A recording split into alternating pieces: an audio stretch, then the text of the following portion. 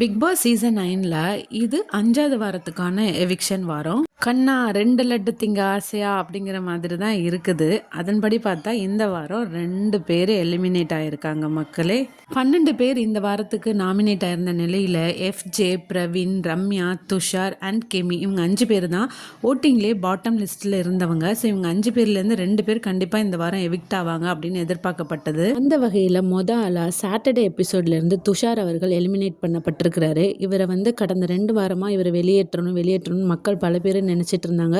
இவர் கொடுத்த love content பெருசாக மக்களுக்கு ரீச் ஆகலை. ஸோ கடைசியாக 5வது வாரத்தில் துஷார் அவர்கள் வெளியேற்றப்பட்டிருக்கிறாரு. அடுத்ததாக சண்டே எபிசோட்லேருந்து பிரவீன்ராஜ் அவர்கள் எவிக்ட் பண்ணப்பட்டிருக்கிறாருன்னு சொல்கிறாங்க. இது கொஞ்சம் அன்ஃபேராக தான் தெரியுது. ஏன்னா மனுஷன் 2-3 வாரமாக நல்ல கண்டென்ட் கொடுத்துட்டு இருந்தார், நல்ல டாஸ்க் பண்ணார்.